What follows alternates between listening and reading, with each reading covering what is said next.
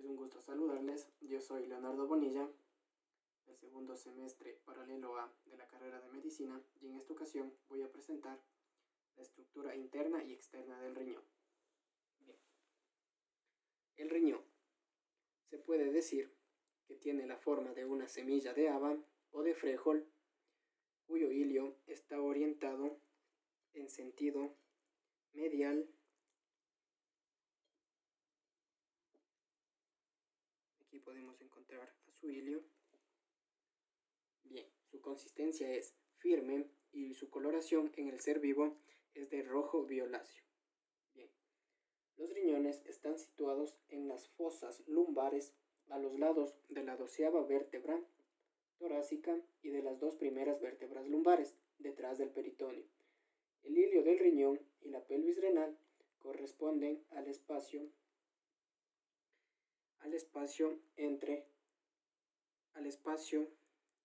entre los procesos costales de las dos primeras vértebras lumbares. Su orientación es en el eje mayor es oblicuo hacia abajo y lateralmente, por lo que se puede decir que sus extremidades superiores están más acercadas. Bien, en el riñón se pueden describir dos caras, una anterior, una posterior, dos bordes, un lateral, un medial y dos extremidades, un superior, una inferior y una superior. Vamos a describirlos. La cara anterior es lisa, como se puede ver, algo abollada, convexa en sentido horizontal y vertical, y está ubicada en una dirección anterolateral, algo así. Su cara posterior se puede decir que es plana. Bien, sus bordes. Tenemos un borde lateral que es convexo y une las caras anterior y posterior en una curvatura regular. Su borde medial. El borde medial es cóncavo y está interrumpido por el hilio renal. Bien, este divide en dos salientes, una superior y una inferior, las cuales se corresponden con sus extremidades inferior y superior. Las extremidades. La superior es ancha y redondeada y algo inclinada en sentido medial, o sea que en el ser vivo se encuentra así. La extremidad inferior es más alargada, como se puede ver, y es más vertical. En resumen, el riñón se puede decir que mide de 12 a 10 centímetros de alto, de 5 a 8 centímetros de ancho y de 3 a 5 centímetros de espesor. El peso de este es de 170 gramos en su término medio. Ya, ahora, para estudiar la configuración interna del riñón, debemos realizar un corte vertical.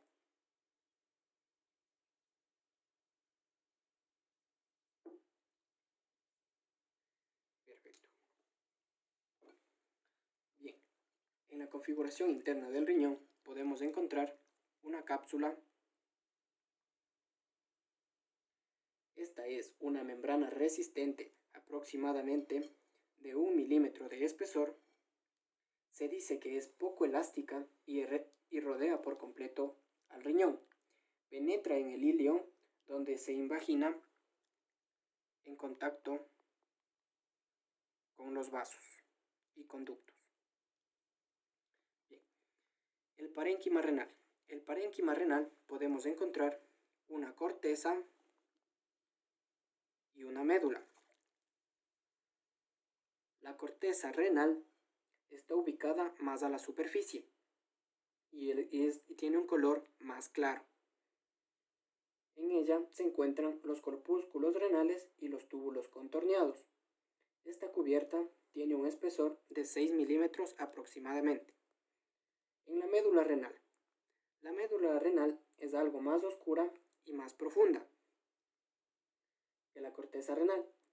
La médula renal conforma las pirámides renales. Estas pirámides renales son también llamadas pirámides de Malpighi. Bien, tienen una forma aproximadamente cónica, la cual la base está orientada hacia la corteza y su vértice está orientado hacia la papila renal. Bien, los vértices se puede decir que son algo redondeados, como se puede ver cada una de sus pirámides, y que protruyen en el seno renal, constituyendo las papilas renales. Fluyen hasta acá, formando las papilas renales. Cada una de estas papilas renales penetra en un cáliz menor. En cada papila renal desembocan los túbulos colectores a través de los orificios papilares, formando el área cribosa, que la vamos a ubicar acá. Aquí se puede ver cómo los túbulos conductores drenan en los cálices menores a partir de las papilas renales, formando el área cribosa. En la médula renal también podemos encontrar las columnas renales, las cuales son compuestos de tejido que separan a cada una de las pirámides renales. El riñón también se puede dividir en lóbulos. Cada lóbulo está formado de una pirámide renal, la mitad de una columna renal y la porción yuxtamedular de la corteza renal. A continuación vamos a explicar la vía excretora. La vía excretora de los riñones comienza en los cálices menores, los cuales se originan a partir de las papilas renales. Estos cálices menores son pequeños conductos membranosos que se insertan alrededor de cada papila renal, y entre 3 y 5 de estos cálices menores drenan en un cáliz mayor. Los cálices mayores. Se tratan de conductos más anchos que los anteriores y su número varía de 2 a 5 por cada riñón. Generalmente podemos encontrar 3 cálices menores: un superior, un medio y un inferior. El superior tiene una dirección oblicua medialmente y hacia abajo. El medio tiene igual una dirección oblicua, pero aunque es transversal, medialmente y un poco descendente.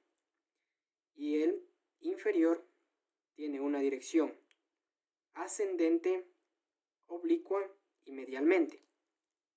Bien, ahora tenemos la pelvis renal. La pelvis renal se forma por la confluencia de los cálices mayores. Esta pelvis renal tiene una forma de un embudo aplastado de adelante hacia atrás y orientado hacia abajo y medialmente. Ya. El fondo de cada pelvis renal se asienta sobre los cálices mayores. Bien, la pelvis renal continúa hasta salir por el hilio renal, como se puede ver. Y en el cuello de la pelvis renal hay una zona que se llama pielo ureteral, que marca el fin de la pelvis renal y el comienzo del uréter. Hay un uréter derecho por el riñón derecho y un uréter, que lo podemos ver aquí, el derecho, y también hay un uréter izquierdo del riñón izquierdo. Bien, continuamos. La irrigación de los riñones está dada por las arterias, por la arteria renal, el derecho por la arteria renal derecha y el izquierdo por la arteria renal izquierda. Estas arterias provienen de la aorta descendente. Bien. La arteria renal, a la altura del seno renal y del ilio, se bifurca dando origen a las arterias segmentarias. Bien, las arterias segmentarias, a la altura del vértice de las pirámides renales, se bifurcan dando origen a las ramas interlobulares. Sufren estas arterias al llegar a la base de las pirámides renales, sufren un giro donde se denominan arterias arcuatas. Estas arterias arcuatas, en el centro y a todo lo largo de la base de la pirámide renal, dan origen a las arterias interlobulillares. Estas arterias interlobulillares dan origen a las arteriolas aferentes de los glomérulos. Bien. Y el drenaje está dado por las venas estrelladas. Estas venas estrelladas llegan hasta la base de la pirámide renal, dando al origen a las venas interlobulillares.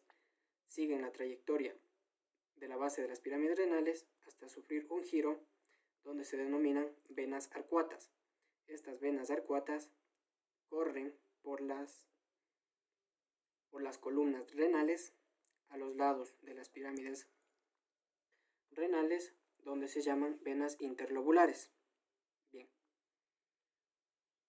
Estas forman unos troncos gruesos que se habla que son 3, los cuales a la altura del seno renal dan origen a las venas renales. Estas venas renales desembocan en lo que es la vena cava inferior. Bien. De las arterias renales también surgen una arteria renal anterior y una para irrigar la parte anterior del riñón, y una arteria renal posterior para irrigar la parte posterior del riñón. Bien. Los linfáticos. Los linfáticos se dividen en vías anteriores, medias y posteriores. Las vías anteriores drenan a los nodos linfáticos aórticos laterales.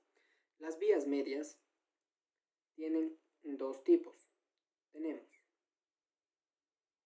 que corren entre las arterias y las venas, y también que drenan en los nodos linfáticos aórticos laterales. Las vías posteriores. Las vías posteriores se dice que drenan en los nodos retrócavos a la derecha y en los nodos aórticos laterales a la izquierda. Bien, los nervios. La irrigación, al igual, ingresa por el ilio y podemos encontrar los ganglios aórtico-renales.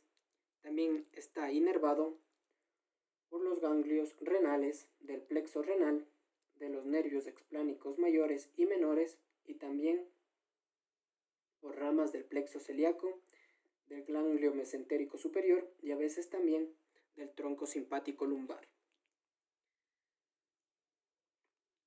Las raíces renales. Las raíces renales, tanto a la derecha y como a la izquierda, se dice que está dada y constituida por el conjunto de las formaciones vasculares, nerviosas y excretoras que penetran en el ilio. Bien, entre estas estructuras podemos encontrar la arteria renal, la vena renal, los linfáticos, los nervios renales y la pelvis renal. Finalmente, como medio de fijación y de protección, podemos encontrar a la fascia renal. La fascia renal se dice que tiene una hoja anterior y una hoja posterior. Entre esta fascia renal y la corteza renal se encuentra un tejido adiposo. Este tejido adiposo es un medio de fijación y de protección contra traumatismos que pueda sufrir el riñón. Bien, estas estructuras, tanto el tejido adiposo como las fascias renales, forman y limitan su relación con los órganos y estructuras con las que se relaciona. Muchas gracias.